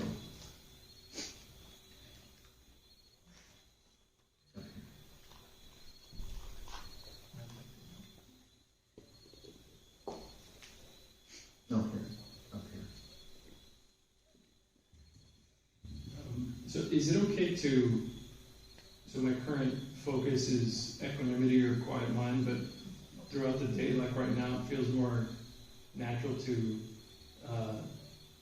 focus on radiating metta. Is it okay to be switching? Oh yeah. Oh. Once you start to develop the Brahma Viharas, later on as you advance, you can use it like a toolkit for different situations. Maybe sometimes you feel like you need compassion, so you bring up compassion. And so what you're teaching yourself is being able to apply these Brahma Viharas for the situation that required that particular Brahma Vihara. Okay, thank you. It's a little bit similar to the question about the order, Yeah. the person that gives the order. In my case, it's more like a sports commentator. Yeah. You know, the football, is the same, just follow or Just let it be. Just let it, whatever it's commentating, let it commentate. It's fine. Just don't become the commentator. Right? You're just saying, okay, this is what's going on. Now I'm in this Brahma Vihara, or now I'm with my spiritual friend, or whatever it is. That's fine. But you're there, right? You are with the spiritual friend when that's happening. It's basically a process of perception. The mind is recognizing this is what's going on, and it's just saying to itself, it's reassuring itself that this is where it is. That's it. Yeah, it's all good.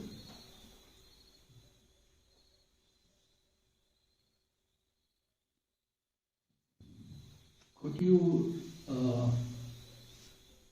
give the background of this Brahma Vihara? Where did Buddha teach? And what was the context? Because all his teaching is based in certain context. Right. Yeah. So I think maybe that would give us more conviction. Sure. So if you go into the suttas, a lot of times the Buddha will talk about, the jhanas and the practice and so on. And he'll also talk about, he says, the language that's used is, he pervades one direction and, in front of him, behind him, around him, and as to himself, as to all, he pervades all quarters with loving kindness. And then he pervades all quarters with compassion. And then he pervades all quarters with empathetic joy. And then all quarters with equanimity. There is a sutta called the Metta Sahagata Sutta, which talks about this as well. And the Buddha says that how he teaches is that by bringing up these different Brahma Viharas, he's also cultivating the enlightened factors. And so as you're doing this, he also talks about the limits of each of the Brahma Viharas. In other words, the limit of loving kindness is actually the fourth jhana. The limit of compassion is infinite space. The limit of mudita, or empathetic joy, is infinite consciousness. And the limit of equanimity is nothingness. And then he also talks about the Brahma Viharas as antidotes for afflictive states of mind. So, for example, when you have an aversive mind, when you have a mind that has ill will,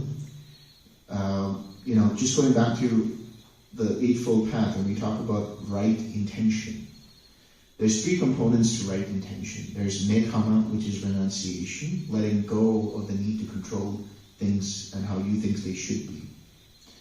There is non-ill will, and there's non-cruelty. So non-ill will arises or happens because you cultivate loving kindness. Non-cruelty or harmlessness is predicated upon the cultivation of compassion.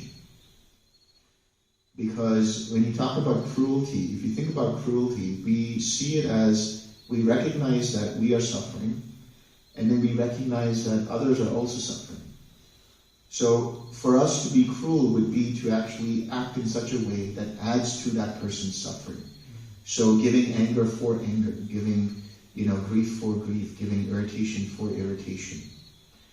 But understanding that that person, whatever that they're doing out of anger or irritation or whatever it might be, is because they are suffering.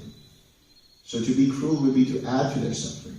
But to be non-cruel would be to be compassionate, recognizing that they are suffering. So this compassion is an antidote for cruelty. And it's a way of recognizing all beings are suffering. And by doing so, compassion doesn't mean, I want to emphasize here, compassion doesn't mean sympathy. It does not mean pity. It doesn't mean to look down on a person and say, oh, too bad for them. It has a quality of empathy, because there's a recognition of suffering that you have, that they have. And it also doesn't mean that you become a crutch to take them out of that suffering, but you become somebody who supports them on their journey to take themselves out of suffering. Then when we talk about mudita, empathetic joy, this is an antidote for envy and jealousy. There's a tendency for people to, when somebody is having a good time, they get jealous of that. When somebody has experienced some kind of success, a wholesome success, they get jealous of that. But if you cultivate empathetic joy, you can actually celebrate in their joy. This is empathetic joy. You celebrate in their success. You are happy for them. There is somebody in the community that I know personally. I met them while I was in San Francisco. He was hosting me while I was doing a retreat, before we were doing a retreat there. And he says, we were at the gas station in San Francisco, and there was a really nice looking car going by. And he said, every time I see somebody who's like, driving a really nice car, or has a really nice house, or can afford really nice things, my immediate reaction to that is, I'm so happy for them. Good for them. That ability not to be jealous of what other people possess or have, but the cultivation of being happy for other people's happiness, being happy for their own success. So this is an antidote for jealousy. Equanimity is an antidote for restlessness and agitation of the mind. Remember what I talked about before. Equanimity is yata buddha jnana dasanam, seeing things as they actually are, the knowledge and vision of things as they actually are, without being affected by them one way or the other. So if it's a pleasant feeling, that brings up some kind of pleasant experience. If it's an unpleasant feeling, that brings up some kind of unpleasant experience. Or if it's neutral, you see everything completely the same. You don't react in a way that causes craving. You don't react in a way that causes aversion. You don't react in a way that causes you to have ignorance or indifference or identification with that which is neutral. So when we're doing this process of the Brahma Viharas, right now, the people who are in the beginning stages, they're first cultivating loving kindness for themselves. Certain parameters in the private interviews, when you tell me how your experiences are going, will allow me to know, or allow Venerable Mettananda to know when you interview with him, of where you are in terms of your cultivation of loving kindness. And then we'll give you more instructions, where then that loving kindness becomes more open and more inclusive of other beings and so on. And then eventually that loving kindness naturally progresses. There's no process of you jumping from loving kindness to compassion. It naturally evolves into compassion. And then that compassion naturally evolves into empathetic joy. And then that empathetic joy naturally evolves into equanimity. And then finally, all of that is let go of, and then all you have left with is the prabhasara citta, the luminous mind. So the Brahma Viharas are used in this way, and in this context. Thank you.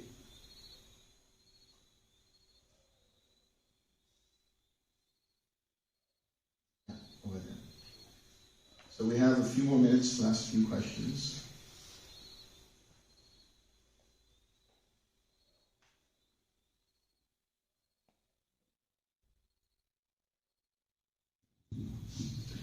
I have two questions. One was on a practical level, how to be equanimous towards sleep.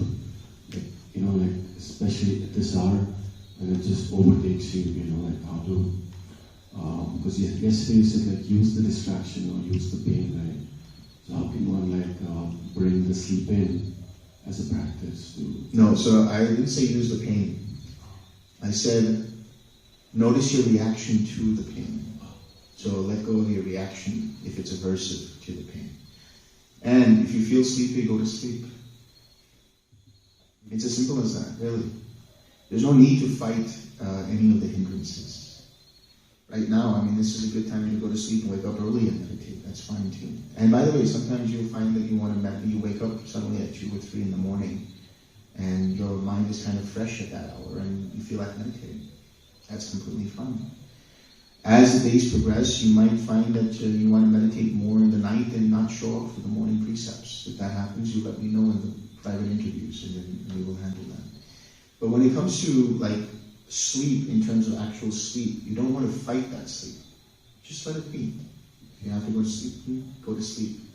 The dullness of mind, the sloth and torpor, is another thing, which is like, your mind it has lack of attention, it's inattentive, and then it starts to fall towards dullness of mind, which can result in you dozing off, let's say, in the meditation. That can happen because there's not enough focus. There's not enough energy. Maybe there's not enough physical energy in the body to be able to maintain that attention. In which case, then you do need that sleep. You do need more rest. Other times it could just be because there's an underutilization of effort going on, which means there's not enough focus. Or, when you use your mind's attention like that camera lens and focus a little bit more, and that's just, micro doses of effort, micro doses of intention of saying, okay, let me put a little bit more energy, let me focus a little bit more and see what happens. That's interesting. I have one more question actually, like today I woke up really early and I was then fighting to put myself into sleep mode, which wasn't happening.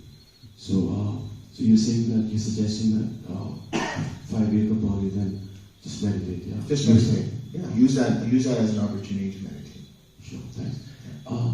If time permits, my last question was like the afternoon practice, the 1:30 p.m. practice on Metta.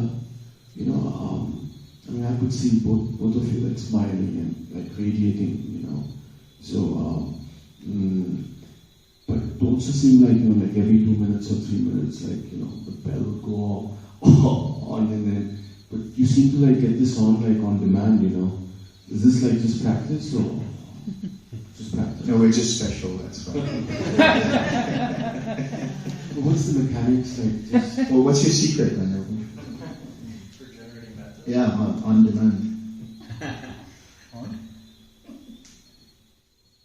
It is practice, isn't it? It's just practice. Yeah. Because then, we give you these tools in the beginning to bring up a memory or, use the smile or gratitude, but it's really just the intention. So then once your mind remembers what that feels like, you can just go to the intention.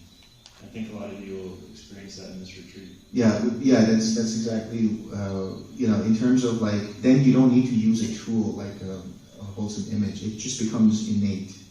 So like what you were saying earlier about Buddha nature, if you want to talk about it in those terms, maybe it is easy for you to just kind of go inside yourself, so to speak, deep in your own heart and cultivate that. If that works for you, then by all means, please do that.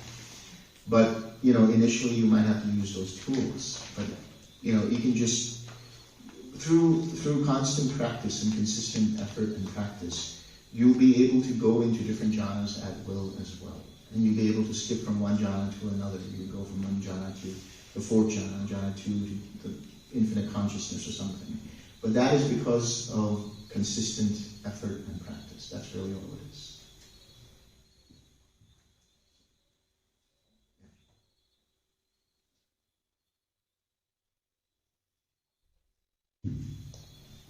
Firstly, I want to say that you are able to get Metta on demand. That is kind of inspirational to me as well. I was just looking and saying, I also need to cultivate this kind of thing. And next question is related to determination and waking up in the morning. In my case, if I determine that I want to wake up at 5 o'clock, mostly I will wake up like 1 hour, 1.5 hours before that.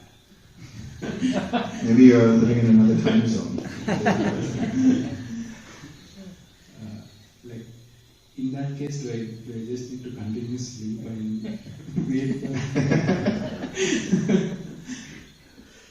Well, it depends, right? When you wake up at that time, if your mind is feeling like it's right for meditation, then do meditation. Yeah, I don't want to say anything more because we can talk about it in the private interview, but I think your mind is like over-eager about things always. So just take it easy, even with the determinations. Thank you.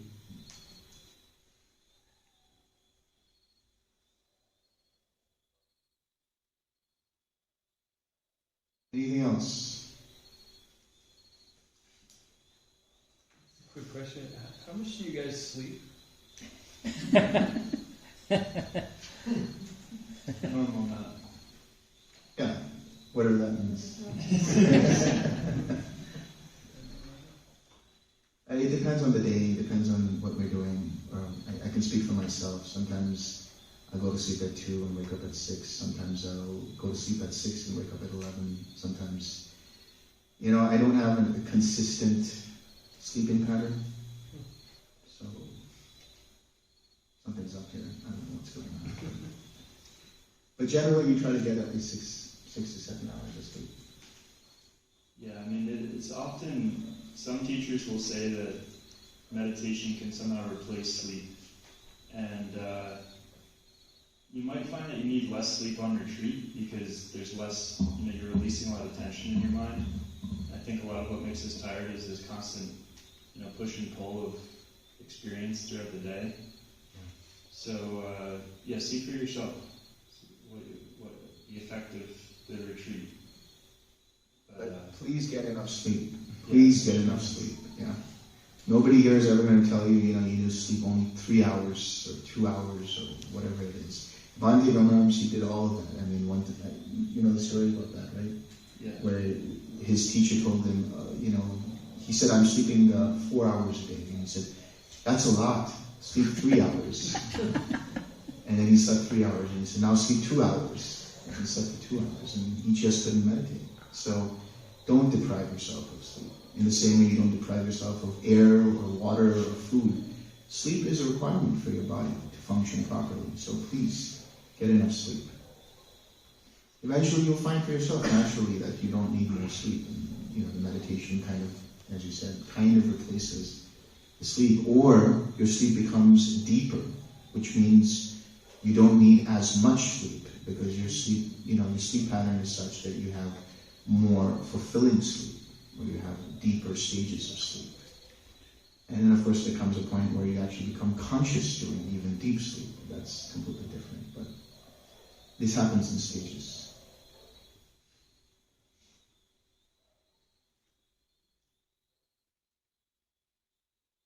Yes? Well, Lord Buddha's lectures were in Ardhamakti. Buddha's lectures were in Ardhamakti language. Which language is that? Ardhamakti. Okay. I couldn't tell you. I wouldn't know. You weren't there?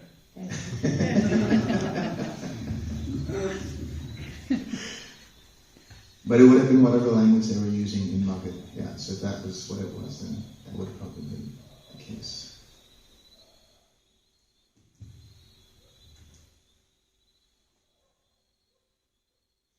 Pali. It is in Pali. Pali is sort of like it's a later composite, right, of different. Magadha was the actual spoken language, and then Prakrit, I think, was the written form.